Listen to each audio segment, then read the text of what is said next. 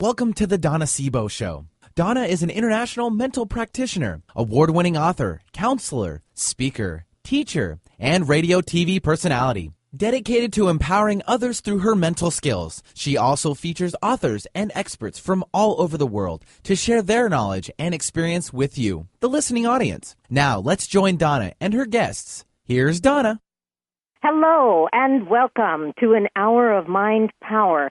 This is Donna Sebo, and I don't know if you ever feel like you have the soul of an adventurer. If you do, going to foreign lands would not be a big thing. In our world today, we don't think twice about flying from here to Australia, to China, to Africa, to South America, to wherever. It's a part of our culture. But what if you were living in times when to get mail, it might take weeks or months? To get from point A to point B, anywhere in the world, could take you not just days, but maybe months. How much of an adventurer do you think you would be? Well, today we're going to be talking with Carolyn and Dennis Buckmaster. They are the authors of a book called Healing, Romance, and Revolution. It's all about an American nurse who in 1926 found herself in China. Welcome, Carolyn and Dennis. Well, hi, Donna. How are you? Thank you. Well, I'm doing wonderfully. Are you enjoying the sunshine here in the Pacific Northwest? It's well, blinking it's for a about little time, bit. don't you think? I think so. We need to dry out the moss, I'll tell you, especially on the brain.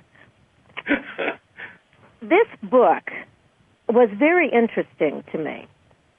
These are letters that a fascinating woman by the name of Harriet Smith wrote home. She ended up going over to China and working there for a while. And her letters I found fascinating because it's a whole different time frame. She's very young. She's naive in many ways. Yet at the same time, she's so down-to-earth practical. It's phenomenal. She was an absolutely remarkable woman. The first time I met her, I knew I was in the presence of a very exceptional person. And when it came time to get married, I figured that any woman that had a Harriet Smith in their family had to be a good person. So it was a deal maker, that Harriet. Well, I can imagine. Now, Carolyn, you are Harriet's great niece, am I correct? That's right. Now, how did you get all of these letters? Because, I guess it was a different time. Today we've got email, we don't think about anything, but there was that time when the only way you could communicate, she didn't have a telephone, and Exactly. You had to write these letters. Yes, she sent them home to her parents and said, I'm not going to keep a journal or a diary. These letters are considered that, so save them for me, which is what they did. And over the years, for some reason, they were passed to different family members, and I ended up with them from my mother. Amazing. And that's we really started going through these. And then her brothers had a couple boxes, too, stored in their garages, and Carolyn reminded them of the boxes, and they said, when can you come get them? And so we went and got them right away. And then we stored them in our garage for another several years, and periodically we'd go in there and peek in the boxes and think about what was in there, but we tried to read her letters, and her handwriting was just terrible. And so it was daunting to try to read the letters, even though we knew there was a gold mine of information there. Absolutely, because... Yeah, then we found, as I dug down in the boxes one day, I found 2 3-ring notebook binders where she had retyped her letters using a god-awful old typewriter, portable typewriter with bent keys and dried-out ribbon. She was very frugal, so she never changed a ribbon in that thing, but it was just enough so you could read them more easily. And then we found out what a great gold mine there really was in those letters. Well, she was very much a detailist in so many ways from what I read in these letters. Now, I want my listeners to know that she was what they called tours of duty with the Yale in China program, and that's Yale, like Yale University, Y-A-L-E, and it was in Changsha, Hunan Province, China, and she was there in 1921 to 24, and then 1926 to 27, and she was right in the midst of the cultural revolution that was taking place prior to Mao coming into power. And it's so interesting because of the way she observed things.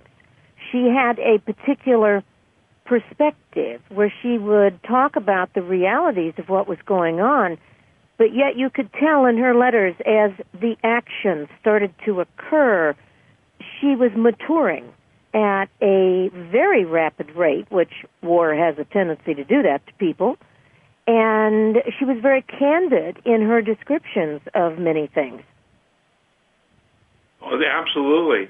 One of the things that we were quite amazed at when we first got into these letters is, and her memorabilia, she had her senior annual from Mount Holyoke, and there was a picture of her with a little write-up about her, and whether they weren't sure whether Mount Holyoke's quiet green was ready for her demagoguery and radicalism and waving the flags of the IWW, the Wobblies of the world, and so forth.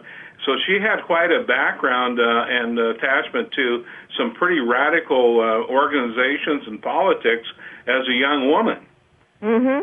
And her cousin had preceded her to Yale and China program there in Changsha, and I kind of figured that the family encouraged her to follow cousin Harold to give the family name a rest after all of her political activities that she had been involved with.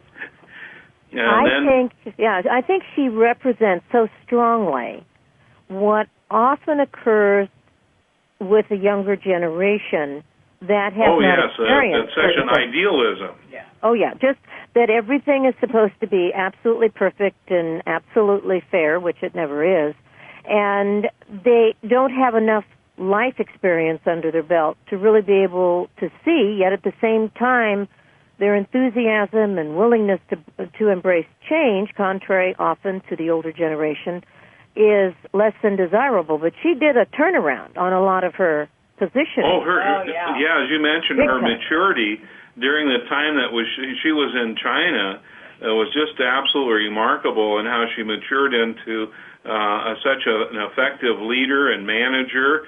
And yet she always had a sense of right and wrong and idealism throughout her life. Mm-hmm. That's very true. Now, what I found so amazing in this book are the photographs. And it takes us you can thank Carolyn for that. Well, Carolyn, you did a marvelous job. People loved the Titanic. The Titanic movie portrayed an era, and it was tragic. It was horribly tragic. Yet the passion, of course, it made it into a phenomenal love story, but the awareness of how science and technology can go awry, especially due to human error, is very strong relative to that story.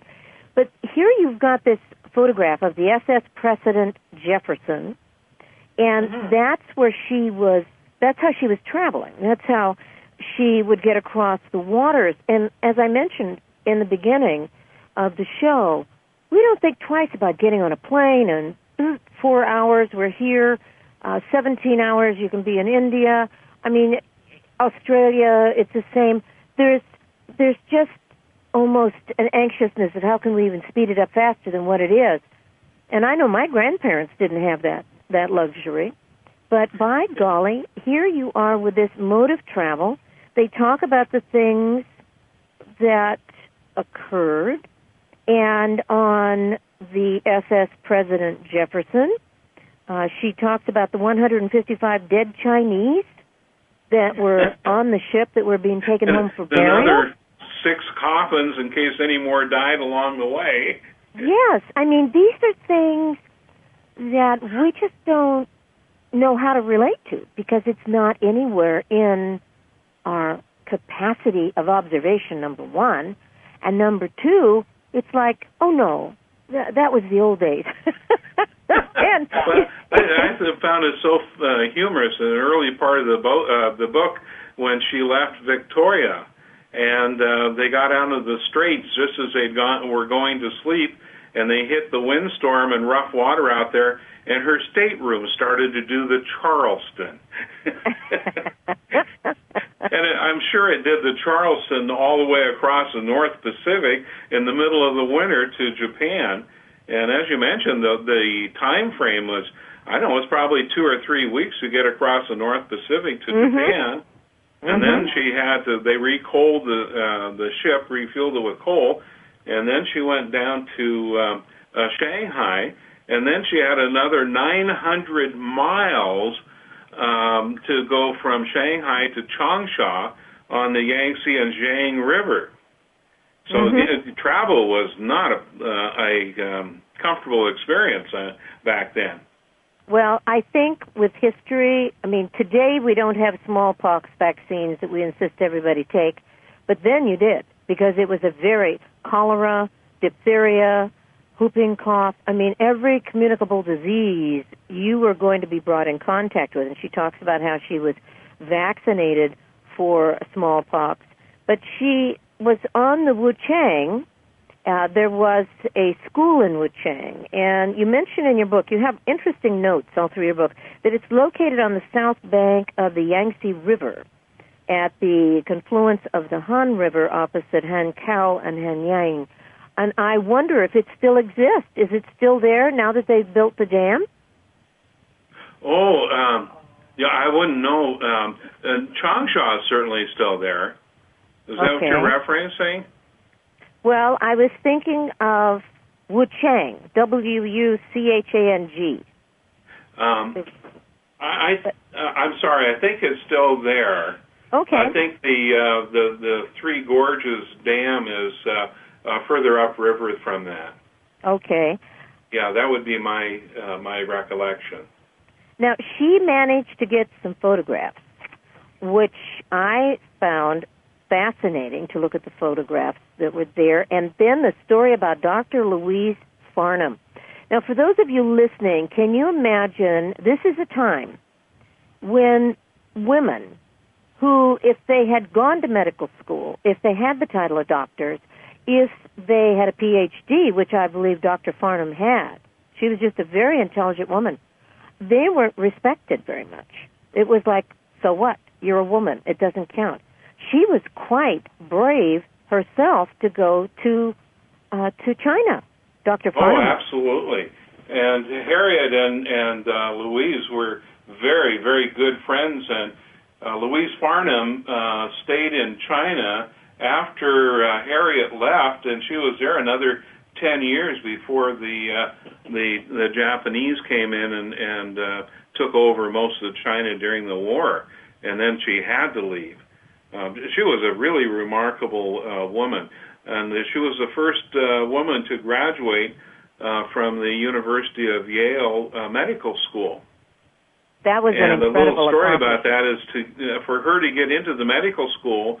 So part of her admission, her father had to pay for the construction of a woman's restroom in the school there, because part of that, they'd never had any women studying in the School of Medicine.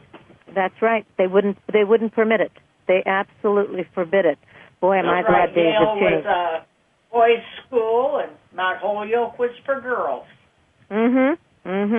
Now, you have an amazing story in your book, and it was about a medical student who was an intern from Suzhou, and there was a